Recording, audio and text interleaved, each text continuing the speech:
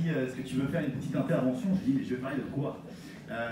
Effectivement, comme l'a dit Pascal, je suis aujourd'hui, et je suis très heureux, je suis coach, accompagnant, j'accompagne des individus et des entreprises autour des sujets autour du bien-être. Mais aujourd'hui, je n'ai pas envie de vous parler de ça spécialement, j'ai envie de vous parler de mon histoire aussi de manager, d'entrepreneur comme vous l'êtes.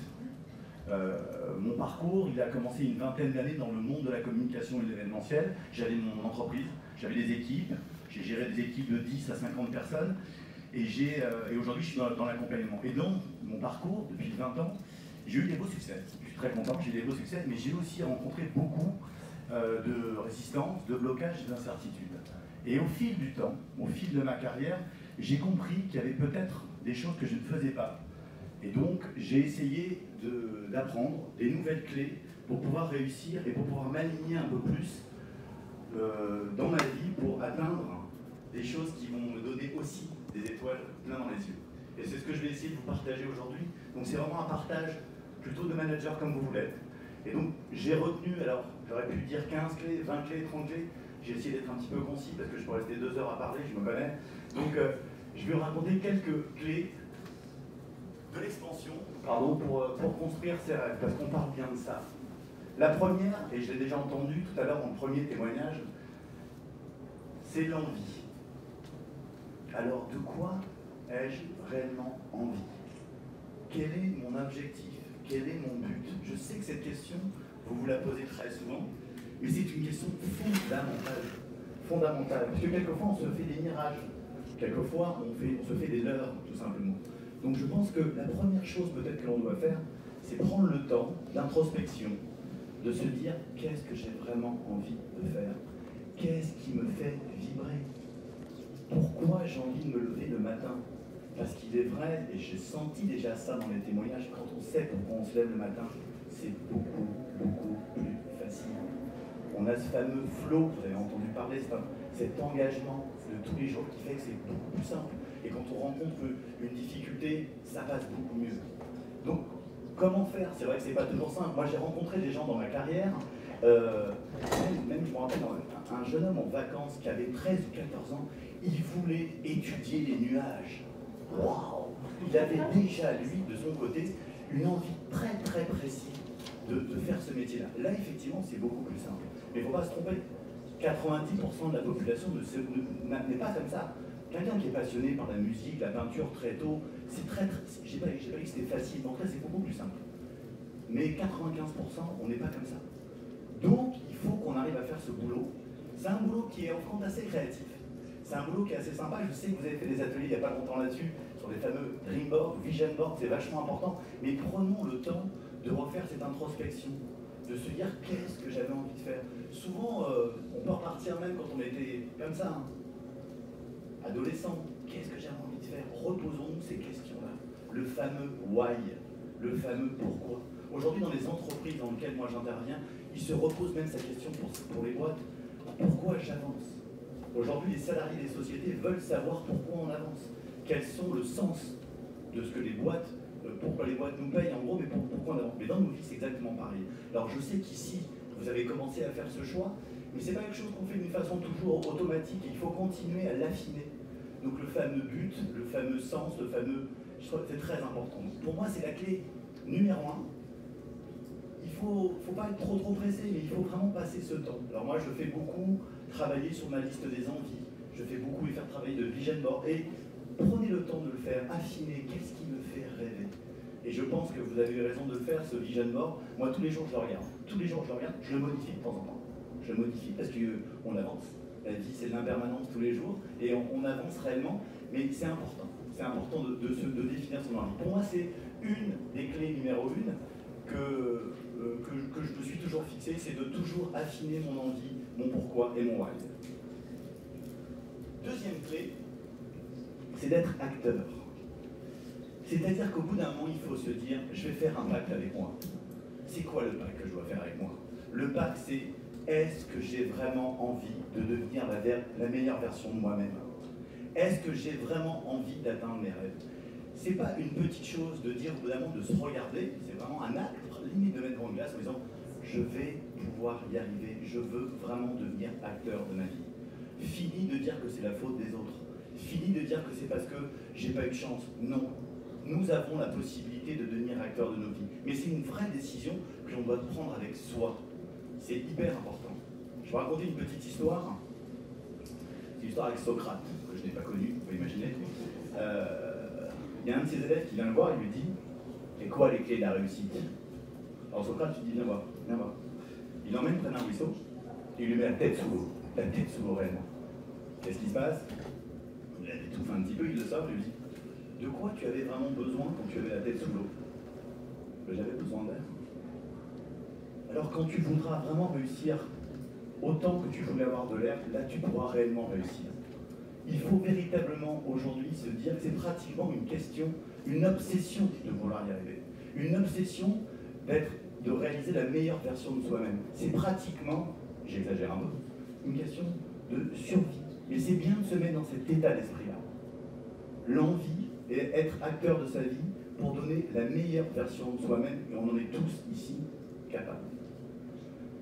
Alors comment on fait après, une fois qu'on a fait ces deux grandes résolutions? Une partie hyper importante, ce que j'appelle moi le dépouillement. On parle beaucoup de développement personnel. Moi je parle souvent de dépouillement personnel. Pourquoi? Parce que même si on peut faire plusieurs choses à la fois, il est important au bout d'un moment de regarder ce qui nous gêne, ce qui nous coince, ce qui nous bloque. Et tous ici, on en a un sac à dos avec plein de pierres. C'est normal. Pourquoi déjà, premièrement? Alors je vais vous faire, sans être trop théorique, vous savez son nom peut-être, mais vous savez qu'on a des choses dans notre tête qui s'appellent le cerveau. C'est assez complexe, c'est très très complexe.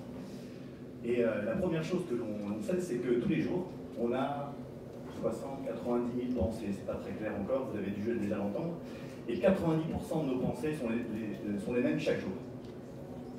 Notre cerveau est feignant, très feignant. Il a ses petits réseaux et il utilise toujours les mêmes. C'est-à-dire que sur 2 millions d'informations qu'on a régulièrement dans la journée, on sélectionne un petit peu et il dit tiens moi, c'est celle-ci que je garde. Quand il est là, à votre avis? C'est tout ce qui a déjà été bien installé dans nos têtes depuis très longtemps. Parce que deuxième petite chose, notre cerveau est un peu feignant. Deuxièmement, on a, et vous le savez déjà, mais je vous le rappelle, un biais cognitif négatif dans nos têtes. Nous sommes tous ici, quand on se lève le matin, plus négatifs que positifs. C'est rassurant, non? Oui. Pourquoi? Tout simplement parce que, sans rentrer encore dans les détails, on a donc 3 parties du cerveau, mais en fait, ça s'appelle le reptilien. Le reptilien, il nous a énormément aidé, celui-là. Il nous a permis, je parle de nos ancêtres, les néandertaliens, de nous sauver de situations un peu compliquées, de ne pas se faire bouffer par un tyrannosaure, de je sais pas quoi. Donc voilà, celui-là, il a pratiquement plus de 4 millions d'années, ce cerveau-là. Celui qui nous permet d'être un peu plus zen, un peu plus calme, qu'on appelle plutôt le cognitif, il est beaucoup plus récent. Et donc régulièrement dans nos vies, c'est le reptilien qui parle encore.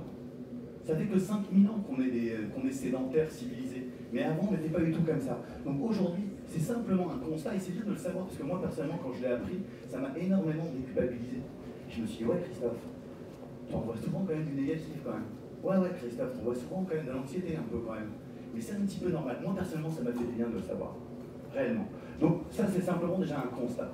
Alors, bien sûr, si on répète toute la journée la même chose, c'est qu'il y a des choses qu'on appelle, et vous en avez entendu parler, des croyances. Les fameuses croyances. Alors, il y a des bonnes croyances, vraiment. Mais il y a aussi des croyances qu'on appelle dites limitantes. Elles ne viennent pas spécialement de nous. Elles peuvent devenir de notre environnement familial, de notre culture, qui fait qu'il y a des choses qu'on nous a dit très tôt, et on a l'impression que c'était des bonnes choses pour nous. Et régulièrement, elles reviennent, vu que notre cerveau est feignant, donc elles reviennent tout de suite. On dit, ah non, c'est pas possible, je ne peux pas faire. Non, ça je peux pas. Ah non, ça c'est trop dur. Non. Ah non, là je veux pas, vraiment. Et c'est exactement quelque chose de mécanique qui se passe dans notre tête.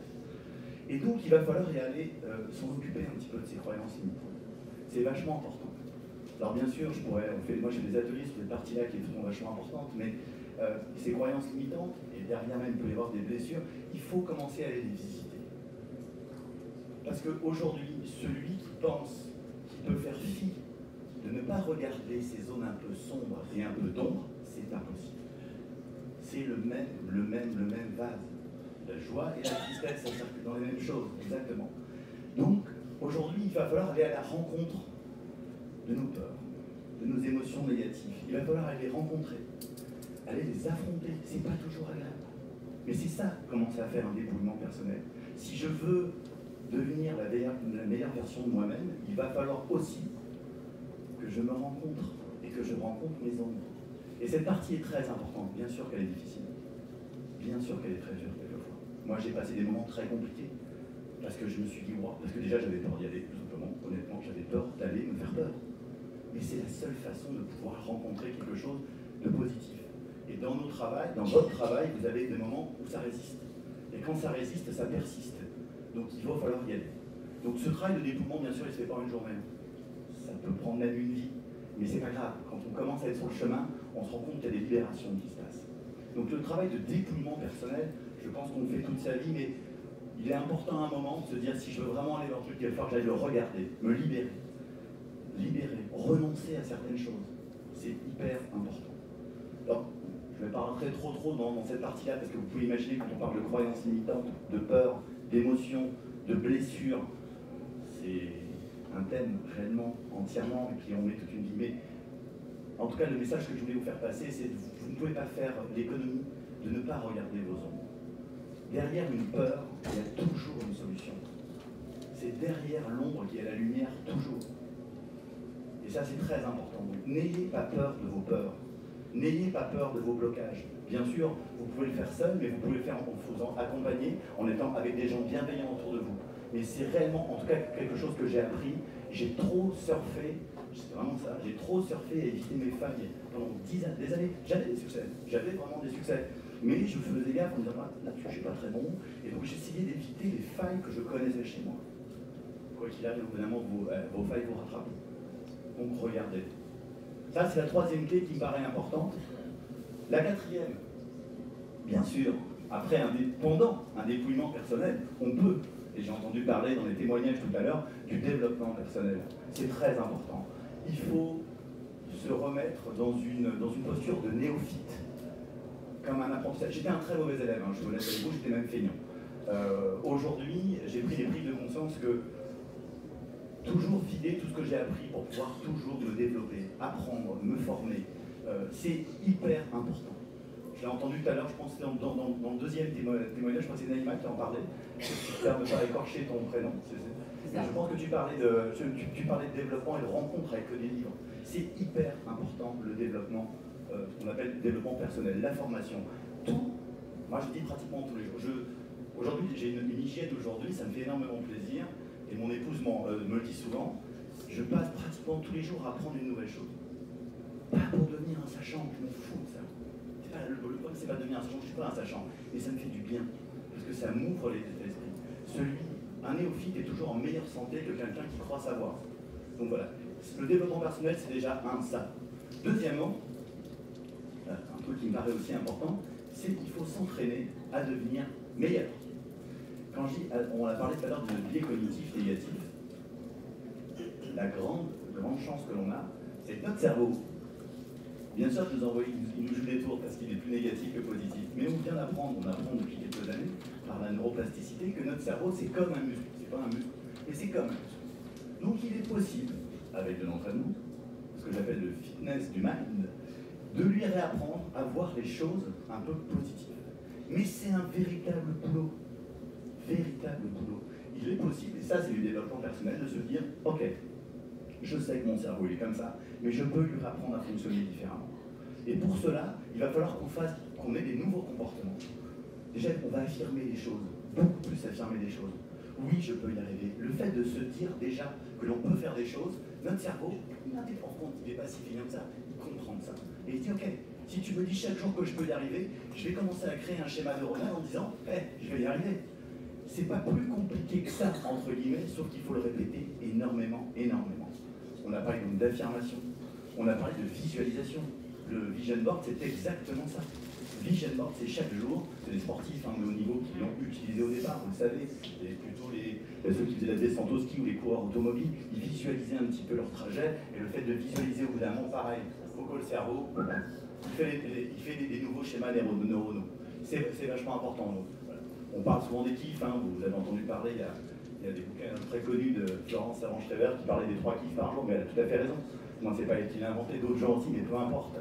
Le fait de se dire, quand on se couche, ou qu'on se lève le matin en disant « je vais essayer de m'arrêter sur tout ce qui s'est bien passé. Et il y a toujours dans nos vies, chaque jour, des choses qui se sont bien passées. N'oubliez pas que votre cerveau va vous dire tout de suite, qu'est-ce qui s'est mal passé? Ça c'est normal, cool, c'est ok.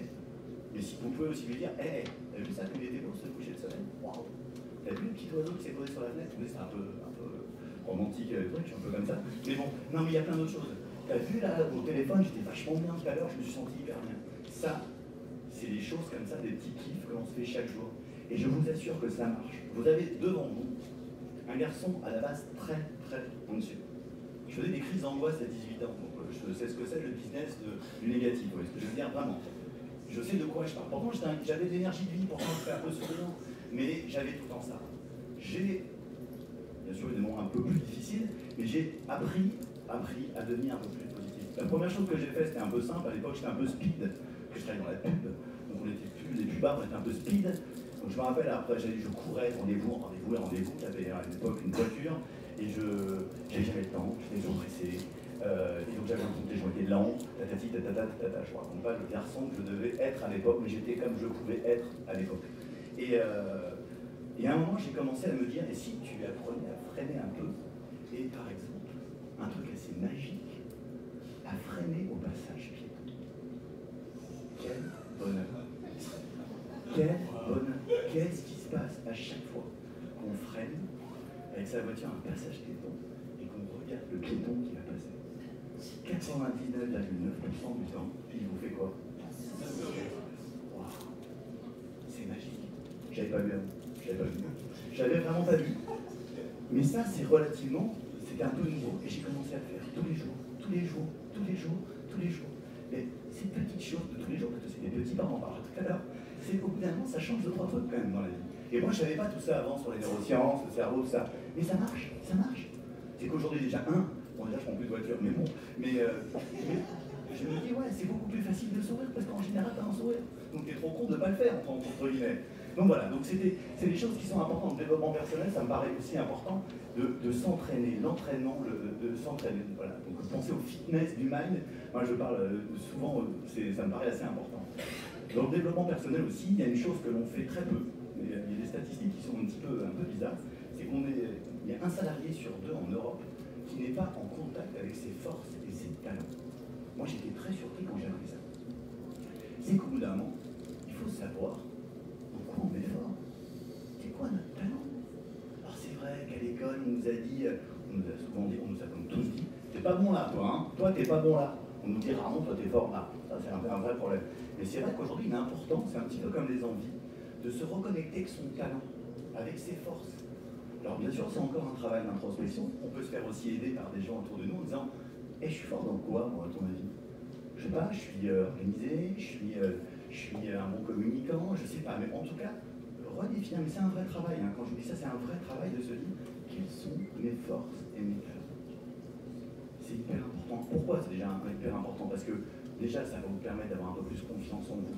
Et ça, c'est très important. Donc là, faites ce travail de reconnexion. Alors on se dit, ouais, je suis un peu comme ça, mais faites vraiment l'effort. Prenez le temps d'identifier vos forces et vos talents. Déjà, vous pouvez le faire seul, et vous pouvez vous faire aider quelquefois par des gens, aussi bien des gens que vous connaissez, quelquefois par des gens qui ne vous connaissent pas, parce qu'il faut aussi faire confiance, aussi à l'intuition et au premier contact. Pourquoi tout ça? Pour le développement personnel, pourquoi tout ça?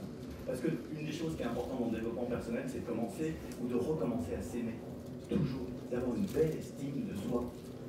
Je le dis souvent en finissant mes séminaires, je vous le dis avant, la première chose qu'on doit essayer de faire, c'est s'aimer. Même si c'est pas parfait. Je m'aime, je suis fort, remets. On arrête d'être modeste là. Reste un, mais on arrête d'être modeste, vraiment. On se dit réellement. Mais pour ça, il faut savoir ce que l'on est un petit peu. C'est ça le travail du développement personnel. Développement personnel, dépouillement personnel. Bien sûr que c'est lié. Et on peut faire les deux en même temps. On n'est pas obligé de se faire 2 ans de plombage de déploiement personnel pour après commencer le développement. On peut faire les deux. Mais tout ce que l'on voit, c'est un chemin. Et on le fait tout le temps. Voilà la 4e clé. Pareil, je fais du concis, mais elle est bien sûr très importante. 5e, l'attitude. Waouh! L'attitude, ouais. Alors là, moi, c'était véritablement une surprise pour moi. Parce que je suis, comme je le dis, je suis né un peu angoissé, mais j'avais quand même des petites facilités comme garçon. J'avais un peu facile comme garçon, de me démerder bien, de faire des bons virages. Et j'ai appris une chose dans la vie, qu'on obtient dans la vie, on l'a uniquement par discipline, effort, travail. Je vous assure que ces mots-là, quand j'ai dit aujourd'hui, ils font du bien. Il y a 20 ans, je me disais, non, il y a d'autres moyens, on peut y arriver, parce qu'on a un peu de talent, c'est comme ça, on peut se démerder. Non, c'est pas possible. Aujourd'hui, pour pouvoir arriver et atteindre ses rêves, il faut avoir de la discipline. Il faut faire de l'entraînement tous les jours. Il faut être très rigoureux. Ouais, c'est un peu plombant, c'est un peu dur, mais il n'y a pas de secret. Parce qu'on part du principe que personne ne vous donnera rien. C'est vous qui allez faire votre vie. Et là-dessus, il faut être implacable avec soi dans le bon sens. Discipline, rigueur, exigence, persévérance. Pour ça, quelque chose qui est très important, c'est d'être en conscience. La conscience, c'est hyper important. Et il faut avoir une concentration. Il faut être concentré. On est aujourd'hui dans un monde ultra agité. Ultra agité. J'entendais la semaine dernière qu'en une semaine aujourd'hui, notre cerveau prend autant d'informations que nos ancêtres néandertaliens en une vie. Vous imaginez ce qu'on prend dans la tête à un moment de journée? C'est fou. Donc notre monde aujourd'hui, on est dans un monde très agité. Et globalement, si le monde est très agité et va très très vite, nous sommes tous agités. Donc il faut apprendre, comme les maîtres un peu spirituels, à commencer maintenant à se concentrer, à faire des choix, à faire des focus. C'est très important, réellement. Je pense qu'aujourd'hui, je prends tout le temps l'image que certains connaissent déjà de l'appareil photo. Quand vous prenez une photo, qu'est-ce qui se passe? Il y a 4 actions quand on prend une photo. On a déjà une attention. J'ai envie de prendre une photo, j'ai l'attention de faire quelque chose. Et puis après, je vais avoir l'intention de prendre ce paysage. Donc on commence à affiner, réellement. J'ai l'intention de prendre ce paysage ou cette personne en face de moi. Je vais la regarder de plus en plus. Et je vais me concentrer. Et je vais faire un zoom pour essayer d'avoir la meilleure photo possible. Et après, je passe à l'action. C'est réellement une démarche. Donc aujourd'hui, pour éviter... On peut chanter en même temps, je chante, c'est parti à côté. Mais non, je vais rester concentré parce que je suis dans la période de la concentration. Donc voilà. Donc hyper important, moi j'appelle ça le yaka, attention, concentration, action. C'est hyper important, pensez à ça, la concentration. Le contrôle, le maître, maîtrise. Il faut apprendre à maîtriser, à se concentrer. Je ne parle pas de la persévérance et l'exigence qui est important, mais soyons dans cette concentration. Et c'est vraiment des actes tous les journées. C'est je me lève dans la journée, il y a plein de choses qui vont m'arriver. Wow. La télé, le machin, le truc, mes enfants. Sur quoi je vais mettre mon attention? Sur quoi je vais mettre ma concentration? Ce sont des choix, ce sont des renoncements aussi. La liberté, c'est renoncer. La liberté, c'est de la responsabilité. Ça aussi, je me plantais totalement à la base. Total. Renoncer, se concentrer. Ça me paraît excessivement important. Donc là, on est sur l'attitude. Autre chose dans l'attitude, bien sûr, ça va être bien sûr de s'organiser. Il est clair et net, pareil, on a parlé tout à l'heure de l'envie, mais après, il va falloir aussi s'organiser, mettre une méthode, se mettre des objectifs, se mettre des plans, se faire des notes chaque jour. La volonté et la motivation ne suffisent pas pour y arriver. La volonté et la motivation, c'est très volatile. Au bout de 15 jours, 3 semaines, les résolutions de rentrée, ouais, je vais faire ceci, ça va être génial. 3 semaines après, c'est badaboum. Donc la seule possibilité de pouvoir arriver à bout de ses rêves, c'est de mettre bien sûr, de l'effort, de la concentration, de la discipline et de la méthode. Je fais des objectifs, beaucoup j'entends parler, alors il y a des méthodes, alors on a des objectifs SMART, vous les connaissez plus ou moins tous ici, mais c'est vrai que c'est un travail qui n'est pas facile. Moi j'avoue que quelquefois je lâche un peu, parce que je me fixe des objectifs et quelquefois ça dégringole un petit peu, mais il est important de planifier, d'organiser. Vous voyez que c'est pas, l'attitude c'est un truc pas trop funky quand même, hein. C'est un truc un peu strict, mais il n'y a pas d'autre solution. Voilà. Donc ça me paraît très très important dans l'attitude, c'est des objectifs, des plans, de la planification. Parce que j'ai mis ma télécommande. 5e, 6e, par contre déjà, ça passe vite. Une fois qu'on a une bonne attitude, une fois qu'on se développe, qu'on se dépouille aussi, l'action. Je connais beaucoup de gens qui sont inconscients, qui ont un tas de connaissances énormes et qui ne font rien. C'est rien. Il n'y a que par l'expérimentation directe qu'on arrive à faire des choses. Il n'y a qu'en osant faire des choses qu'on arrive à apprendre. Aujourd'hui, vraiment, je vous répète, je pense à une personne que j'aime beaucoup, pourtant c'est un sachant, il connaît plein de choses, il se développe, il apprend des bouquins, des formations tous les jours, il est en conscience, à chaque fois que je dîne avec lui, je dis waouh. Et après, à la fin, je me dis, mais il fait quoi? Non, mais il ne fait pas. Il fait pas. Ouais, il faut y aller, oser, il faut y aller, il faut faire le premier pas. Il faut faire le premier pas, on est obligé de bouger, être proactif par rapport, pour atteindre ses rêves, il faut commencer à faire des pas. Alors bien sûr, vous le savez, les pas, pareil, on va faire des grands pas, parce que si on fait des grands pas, évidemment, on fatigue un peu plus vite, donc vous connaissez la stratégie des petits pas, vous connaissez le processus cognitif qui fait qu'a priori, c'est à partir de 21 jours qu'on arrive à en créer une nouvelle habitude, donc on est véritablement petit pas, petite pause, et on reprend. Et c'est comme ça. Mais il n'y a que dans l'action que l'on apprend. Dans l'action, des fois, on se plante, mais c'est pas grave, parce qu'on bouge. Il n'y a que de cette façon-là qu'on arrive à se réaliser. On peut avoir tout nickel avant, une bonne attitude, si on avance, si on ne bouge pas. Les Japonais parlent de Kaizen, je ne sais pas si vous connaissez cette méthode, le Kaizen. C'est une méthode alors, qui est vraiment là du super petit pas. C'est-à-dire que c'est 0,1% de petits pas par jour, mais ça reste quand même 0,1% de petits pas par jour. Mais c'est une très belle philosophie. Et je pense que, mais le plus important, c'est de bouger, d'être en mouvement. N'oubliez pas que la vie est toujours en mouvement. La vie est en impermanence de tous les jours. Donc il faut respecter la nature, la vie, et donc tous les jours faire un petit pas et continuer à avancer. C'est hyper important. L'approche. Qu'est-ce que j'appelle l'approche? L'approche, c'est la vie, c'est un tout. Et je pense que quand on veut atteindre ses rêves, il ne faut rien qu'on laisse de côté. Ça me paraît très important. On parle beaucoup d'approche holistique de la vie, mais moi j'ai compris évidemment que j'avais des atouts et des outils que j'utilisais très peu dans ma vie pour pouvoir continuer à atteindre mes rêves et pour pouvoir continuer à aller là où je voulais aller. Alors c'est important, je pense que vous le savez, vous travaillez dans une société où vous êtes pour des produits de bien-être. Mais bien sûr, pour pouvoir faire fonctionner ça, on a besoin d'avoir un corps qui répond et le carburant qui marche bien. Et d'avoir un environnement autour de nous assez propice. Et je pense qu'il est autant important de s'occuper de cette approche holistique de nos vies, parce que si on veut performer, si on veut arriver à ses rêves, il faut se dire, j'ai un tout. Notre corps peut nous rendre de grands services, mais aussi il peut nous jouer de sacrés tours. Donc il faut prendre en compte aussi, même dans une construction d'une carrière dite professionnelle, que notre corps est aussi important. Alors, tout le monde ne peut pas devenir faire des Ironman, et tout le monde ne peut pas faire ça, mais il y a plein de portes d'entrée. Voilà. Pour moi, le corps, c'est hyper important. Déjà, par exemple, première chose, notre cerveau pèse 2% de notre masse corporelle, mais il utilise 25% de notre énergie corporelle. Donc si vous avez une énergie corporelle qui est un peu comme ça, déjà, même uniquement, je ne parlerai pas de sport, pour uniquement réfléchir bien, vous avez besoin d'un quart d'énergie corporelle. Donc occupez-vous de votre corps. Il y a plein de façons. Le premier outil que l'on a, qu'on utilise très peu, c'est la respiration. Vous savez, on en parle souvent, mais c'est vrai que c'est un outil gratuit. Génial, donc, ouais. Un outil gratuit que l'on peut faire n'importe où, même au boulot, n'importe où dans sa voiture. Respirer, c'est retrouver de la vitalité et retrouver de la performance.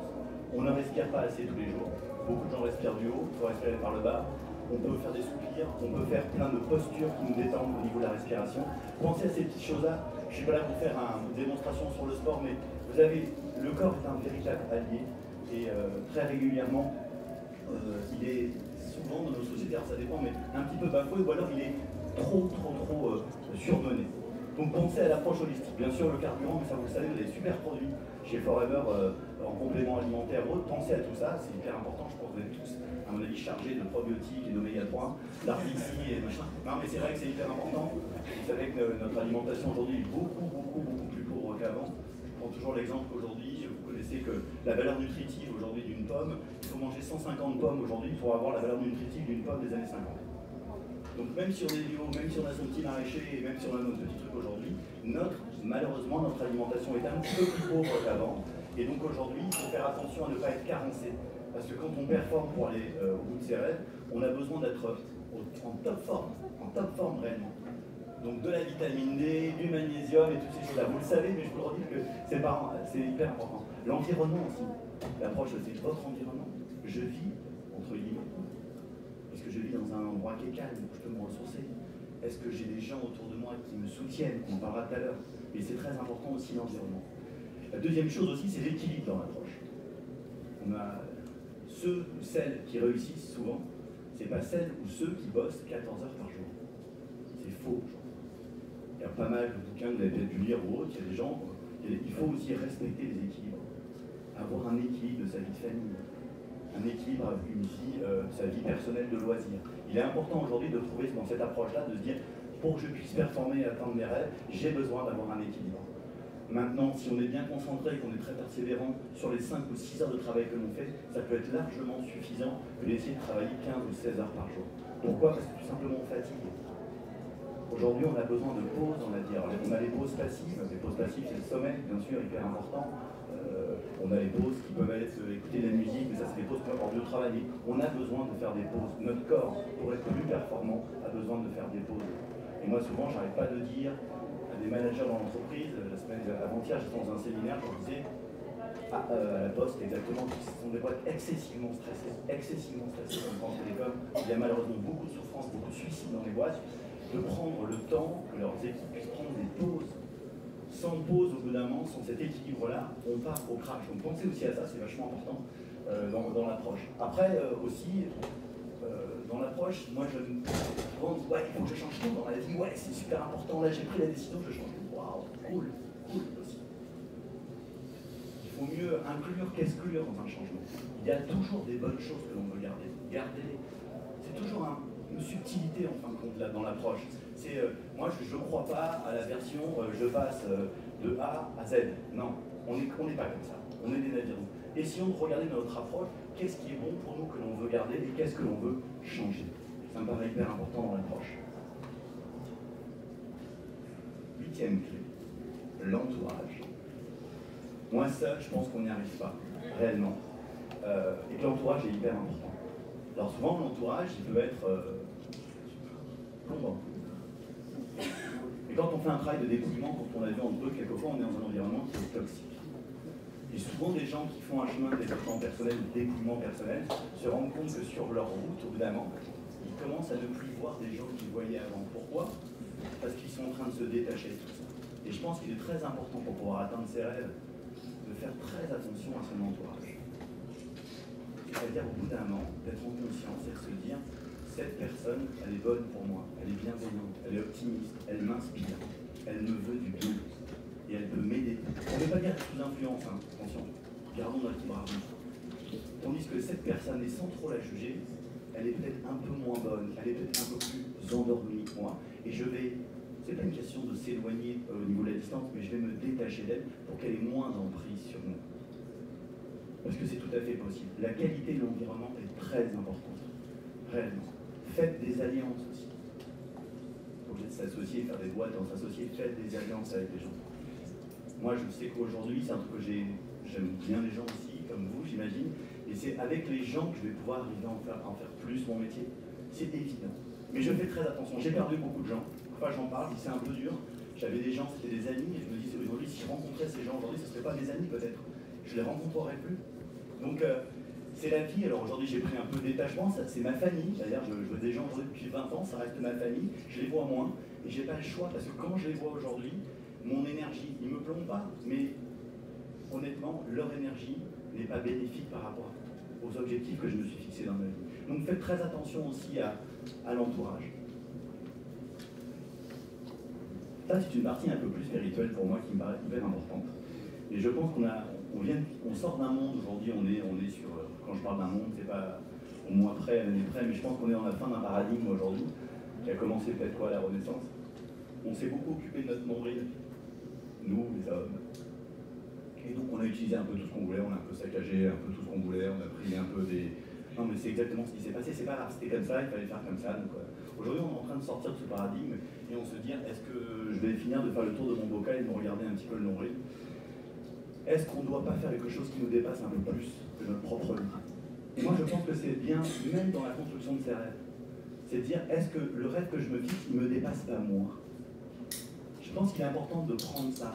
Essayez chaque jour de faire des choses, pas pour vous, mais pour l'autre, pour le monde. Vous verrez un truc magnifique, plus on se met dans cette attitude, c'est exactement comme l'optimisme, ça.